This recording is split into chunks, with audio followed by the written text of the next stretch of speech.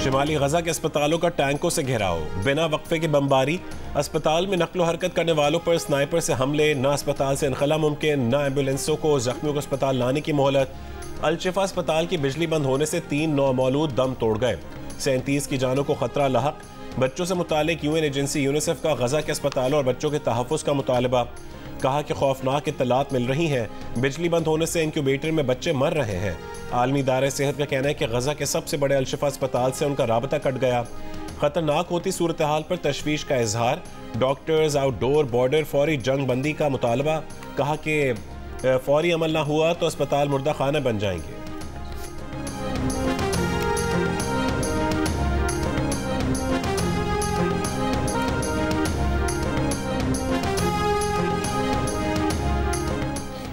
इस्राएली वजीर आज़म ने एक बार फिर गजा पर कब्जे का इरादा जाहिर कर दिया। हमास से जंग के बाद गजा में मौजूदा फ़लस्तीनी अथॉरिटी के किरदार को मुस्तरद कर दिया। एक सवाल के जवाब में इसराइल के वजीर आज़म ने कहा, हमास से जंग खत्म हुई तो खित्ते में किसी और को होना पड़ेगा। वहाँ कोई ऐसी अथॉरिटी नहीं होगी जो अपने बच्चों को इसराइल से नफरत सिखाए या इसराइलियों को मारने और इसराइल की रियासत का सफाया करने की तालीम दे। चंद रोज़ पहले अमरीकी वजीर खारजा गजा पर कब्जे के इसराइली प्लान को रद्द कर चुके हैं।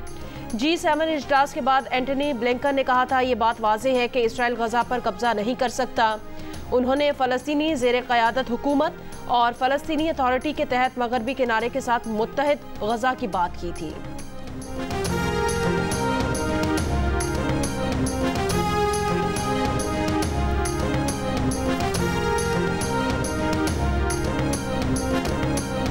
हमास का गुज़श्ता 48 घंटों में गजा में इसराइली फ़ौज के 25 से ज़्यादा टैंक और बुलडोज़र्स को तबाह करने का दावा। 160 से ज़्यादा इसराइली फ़ौजी अहदाफ को मुकम्मल या जुज़वी नुकसान पहुँचाया गया। तर्जुमान अल-क़स्साम ब्रिगेड अबू उबैदा का कहना है कि इसराइली फ़ौज से लड़ाई बराबरी की नहीं, लेकिन फिर भी हमास से लड़ाई ने खित्ते की सबसे ताकतवर फ़ौज को खौफज़दा और परेशान कर दिया। इसराइली फ़ौज का दावा है कि हमास शिमाली गजा का कंट्रोल खो चुकी है। 3 दिन में तकरीबन 2 लाख अफराद शिमाली गजा से जनूब की तरफ चले गए।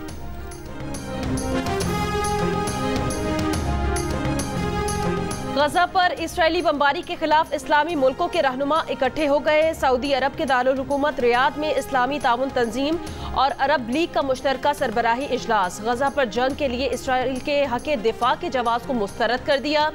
दुनिया से इसराइली हुकूमत को हथियारों की फराहमी रोकने का मुतालबा। मुश्तरका एलामिये में कहा गया कि आलमी बरादरी गजा का मुहासरा ख़त्म करवा के वहाँ फंसे फ़लस्तीनियों को इंसानी इमदाद की फराहमी यकीनी बनाए। इजलास गजा पर इसराइली जारहियत, जंगी जराइम और कत्लेआम की मजम्मत करता है। सऊदी वली अहद शहजादा मोहम्मद बिन सलमान ने मशरकी बैतुल मक़दस को फ़लस्तीनी रियासत का दारुल हुकूमत करार देने और 1967 की सरहदों वाली फ़लस्तीनी रियासत के क़याम का मुतालबा कर दिया। तुर्क सदर रजब तैयब एर्दोगान ने इसराइल को अपने किए की कीमत चुकानी होगी, उसे जंगी जराइम की आलमी अदालत में ले जाना होगा। ईरान के सदर इब्राहिम रईसी ने कहा, हमें सहनी रियासत से निजात के लिए मुज़ाहमत और हमास की हिमायत करनी होगी। फ़लस्तीनी सदर महमूद अब्बास ने कहा, हमें इसराइली काबिज़ फ़ौज की जारहियत का सामना करने के लिए अकेला छोड़ दिया गया है।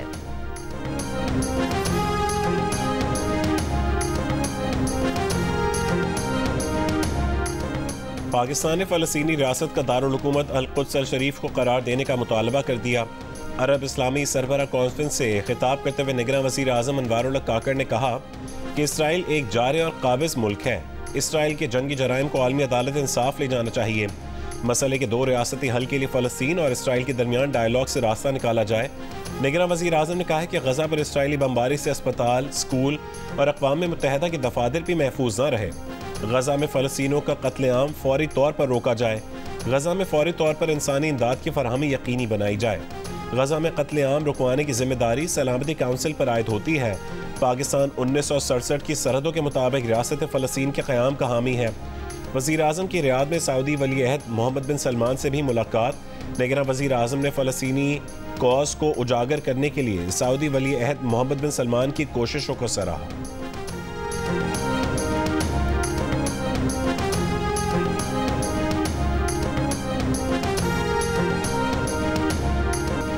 बरतानिया में फलस्तीनियों के हक में तारीख का सबसे बड़ा मुजाहिरा। लंदन की फजा फलस्तीन को आज़ाद करो और जंग बंदी के नारों से गूंज उठी।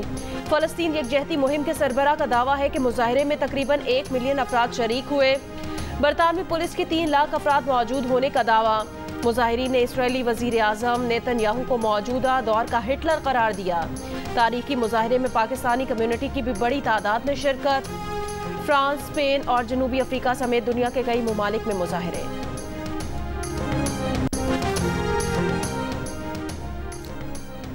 बारिश से आर्जी रिलीफ के बाद लाहौर में फजाई आलूदगी फिर बढ़ गई। दुनिया के आलूदा शहरों में लाहौर दूसरे नंबर पर आ गया। कराची का छठा नंबर। शदीद धुंध के बायस सक्खर मुल्तान मोटरवे बंद। मुल्तान से फैसलाबाद तक M4 भी धुंध की वजह से ट्रैफिक मुअत्तल।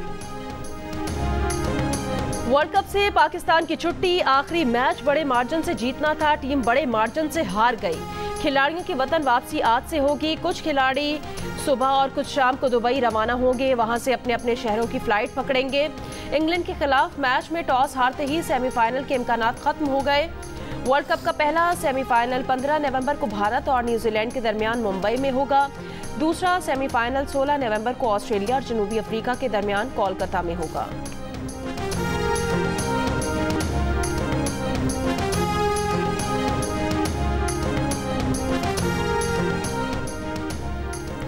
पाकिस्तान की कमजोर बैटिंग लाइन एक बार फिर रेत की दीवार साबित हुई। कोई बल्लेबाज जमकर क्रीज पर ना टिक सका। ओपनर अब्दुल्ला शफीक 0 और फखर जमान 1 रन बनाकर आउट हो गए। कप्तान बाबर आजम 14वें ओवर में ही टीम की नैया बीच मंझदार में छोड़कर चलते बने। रिजवान, सऊद शकील और सलमान आगा की मज़ाहमत कमजोर रही। 150 रन पर पाकिस्तान के 7 खिलाड़ी आउट होने के बाद टेल एंडर्स ने छक्के चौके लगाकर बल्लेबाजों को बताया कि यूं खेलते हैं। शाहीन आफरीदी और वसीम जूनियर उड़ने न पाए थे कि गिरफ्त में आ गए। हारिस रऊफ ने बतौर बॉलर पूरा टूर्नामेंट बुरा खेलने के बाद आखिरी मैच में 3 विकेटें भी लीं और फिर 11वें नंबर पर बैटिंग करते हुए 35 तेज रफ्तार रन्स भी बनाए। 3 चौके और 3 ही छक्के लगाए, लेकिन टीम की डूबती कश्ती संभाल ना पाए। इंग्लिश बल्लेबाजों ने अपने इनिंग्स में वो काम किया जो पाकिस्तानी बल्लेबाजों को करना था। तूफानी बैटिंग करते हुए 337 रन बना डाले। बेन स्टोक्स ने 76 गेंदों पर 11 चौकों और 2 छक्कों की मदद से 84 रन बनाए। जो रूट और जॉनी बेयरस्टो ने भी निस्फ सेंचुरियां स्कोर की। लोअर ऑर्डर के बल्लेबाजों ने भी खूब रन कमाए। हारिस रऊफ ने 3 विकेटें ली। अगर पाकिस्तान 6.4 ओवर्स में 338 रन बना लेता तो सेमीफाइनल खेल सकता था, लेकिन हर गेंद पर छक्का भी उसे मुमकिन नहीं बना सकता था। मैच इंग्लैंड ने 93 रन से जीत लिया।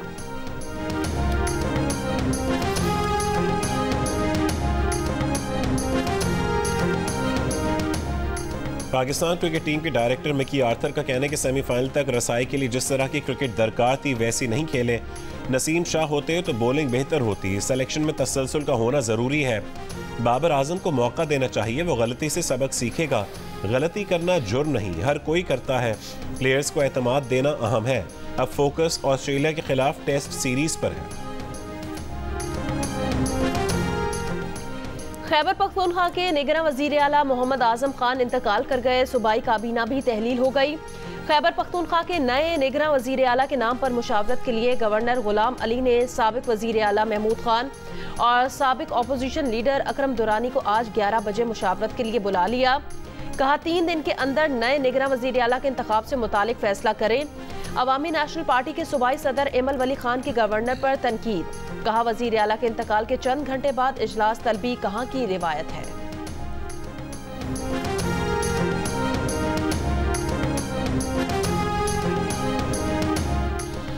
साबिक इंचार्ज बनी गाला सैयद इनामुल्लाह शाह ने कहा है कि ऑडियो हकीकी है। उनकी और बुशरा बीबी के फ़ोन पर बात हुई थी। प्रोग्राम जिरगा में गुफ्तगू। कहा कि उनके फ़ोन में ऑडियो और तोशाखाना से आई चीज़ों की तस्वीर मौजूद हैं। रिकॉर्ड के लिए तस्वीरें बनाते थे ताकि ज़रूरत पड़े तो बता सकें कि ये चीज़ें आई थीं। जहांगीर तरीन को दूर करने में बुशरा बीबी का बड़ा हाथ था। बुशरा बीबी को एतराज़ था कि जहांगीर तरीन पंजाब में मशहूर क्यों हैं। बुशरा बीबी को अन चौधरी पर शक था कि ये अलीम खान और जहांगीर तरीन के वफादार हैं। हुकूमती मामलात बुशरा बीबी चलाती थीं। उस्मान बुज़दार को बीबी लाई थीं। कुछ लोगों की तस्वीर देखकर बुशरा बीबी राय बनाती थीं। बुशरा बीबी तस्वीर देखकर बताती थीं कि ये ठीक है और ये नहीं।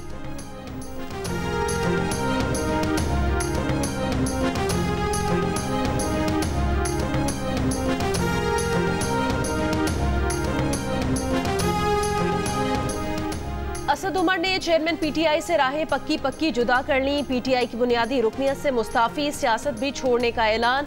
सोशल मीडिया पर असद उमर ने कहा वो रियासती इदारों के साथ तसादुम की पॉलिसी से मुत्तफिक नहीं। ऐसी पॉलिसी रियासती इदारों के साथ शदीद टकराव का बायस बनी है जो मुल्क के मफाद में नहीं है। साथ देने वालों के शुक्रगुजार हैं, खास तौर पर NH-1 की टीम और वोटर्स का शुक्रिया अदा करते हैं जिन्होंने 2 बार मुंतखब किया।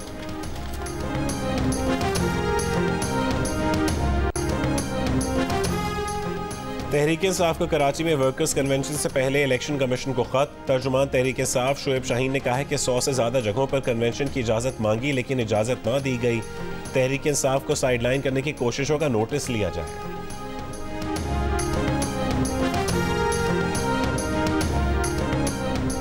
मुस्लिम लीग नून का बलोचिस्तान में बलोचिस्तान अवामी पार्टी और JUI से इंतखाबी इत्तेहाद और मिलकर इलेक्शन लड़ने का इम्कान। नवाज शरीफ जल्द बलोचिस्तान का दौरा करेंगे। सूबे के वजीर आला का फैसला मुशावरत से होगा। जराए के मुताबिक BAP और JUI अपना अपना वजीर आला लाने की ख्वाहिशमंद है।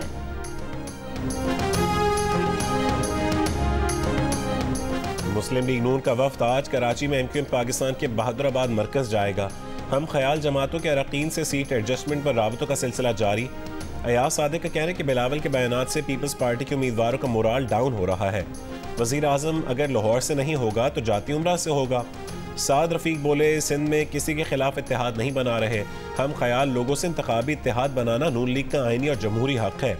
लीगी वफ्द की रहनुमा JUI राशिद महमूद सुमरो से मुलाकात। तर्जुमान JUI के मुताबिक लीगी वफ्द ने JUI रहनुमा को नवाज शरीफ का पैगाम पहुँचाया।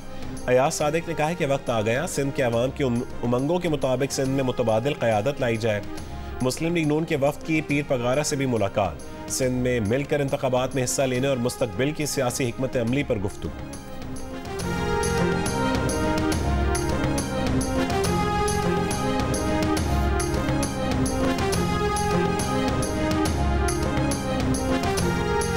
लाहौर डिफेंस में 3 गाड़ियों की टक्कर। हादसे में एक ही खानदान के 6 अफराद जाम बहक अफराद में 2 खवातीन और 2 बच्चे शामिल। तहकीकात जारी।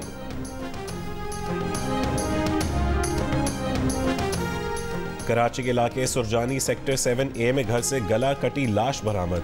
पुलिस के मुताबिक 3 नामालूम अफराद ने घर में घुसकर साजिद को कत्ल किया। मकतूल के भाई ने बताया कि साजिद के 3 बच्चे हैं। वाक़े के वक्त मकतूल के बीवी और बच्चे शादी की तकरीब में थे। रावलपिंडी में खेलते हुए ट्रंक में छुपने वाले 3 कमसिन बहन भाई जां बहक। रेस्क्यू काम का कहना है कि शाह खालिद कॉलोनी के रिहायशी बच्चे खेलते हुए ट्रंक में बंद हो गए थे। इब्तदाई मालूमात के मुताबिक तीनों बच्चों की मौत दम घुटने से हुई है।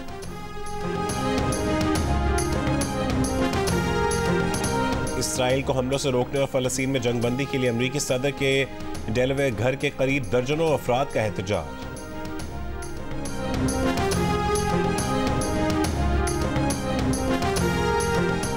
डोनाल्ड ट्रंप के सदर मुंतखब होने पर इमिग्रेंट्स के खिलाफ बदतरीन क्रैकडाउन की मंसूबाबंदी। अमरीकी अखबार का कहना है गैर कानूनी इमिग्रेंट्स को कैंप्स में रखकर बेदखल किया जाएगा।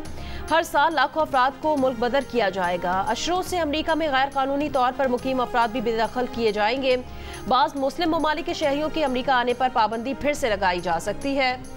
हफ्ते को न्यू हैम्पशायर में रैली से खिताब में ट्रंप ने कहा था कैंप बनाने की बात नहीं की, इतना ज़रूर कहा था कि अमरीकी तारीख का सबसे बड़ा डेपुटेशन ऑपरेशन शुरू कर देंगे। ICC के मुताबिक भारत में जारी वर्ल्ड कप तमाशाइयों के एतबार से सबसे बड़ा क्रिकेट वर्ल्ड कप बन गया।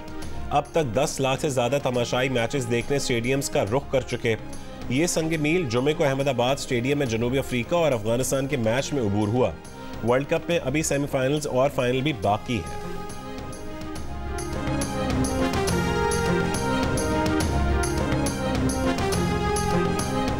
ऑस्ट्रेलिया ने बांग्लादेश को 8 विकेटों से शिकस्त दे दी। मिचेल मार्श के नाकाबिले शिकस्त से 177 रन की बदौलत ऑस्ट्रेलिया ने 307 रन का हदफ 45 ओवर में हासिल कर लिया।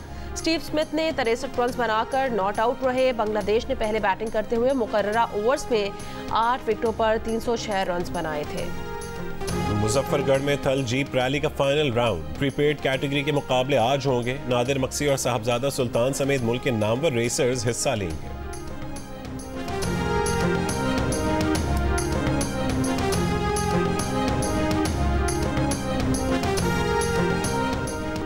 कराची में फैशन शो के दौरान एक मॉडल ने फ़लस्तीन की आज़ादी के मुतालबे का प्ले कार्ड उठा रखा था।